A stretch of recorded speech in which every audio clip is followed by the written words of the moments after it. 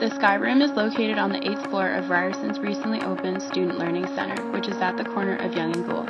The floor provides workspaces for 3 distinct purposes: casual collaboration, focus groups, and individual study. Small group study rooms divide the floor plan into 2 large spaces: individual workspaces on the northern side and group spaces on the southern side. Fixed benches and moderate lighting provide spaces for individuals working on laptops in a quiet study space.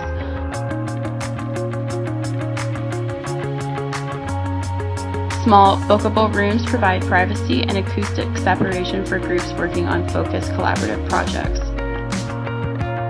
An open plan space on the southern side of the floor provides a casual environment with a mixture of fixed and loose furniture for individuals and groups.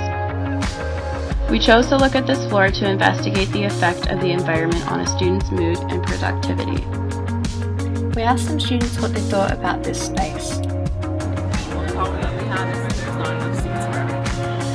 I think the floor is nice. I think it's like a good place to study because it's not quiet, it's not like loud. You can do like your projects here. This area is a little sunny. Just one area. The independent space becomes a high traffic area as many students have to walk through the quiet space to get to the collaborative area. Therefore, the close proximity of the elevators and independent space creates unwanted noise, contributing to elevated levels of arousal. According to the Yerkes Dodson law, while some arousal may help you perform certain tasks, too much stress over the optimum levels makes individuals less productive. The unwanted noise produced by the elevator and washrooms is uncontrollable. Therefore, our attention is always focused on trying to avoid these noises, which decreases our ability of attention on our work. The single-seated furniture provides a table and is movable for students to position along the windows to view the outdoors. The soft-seating furniture is rectilinear and not movable, which impairs the students' ability to control their environments. The design of the furniture did not serve its purpose, as it creates a dynamic in which students are forced to sit close together and face each other awkwardly. While this decreases the ability to communicate together, the lack of personal space increases the students' frustrations and elevates stress levels.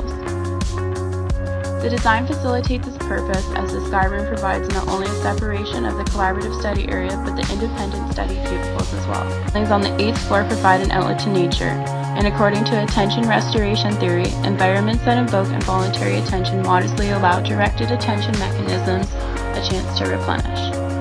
The Sky Room's floor-to-ceiling windows give students a chance to focus on top-down stimuli such as the sunset or outside nature that may increase their directed attention on other tasks such as studying or working on assignments. The natural architecture design creates a peaceful ambiance which helps restore attention, while the high ceilings and natural light create openness similar to the outdoors.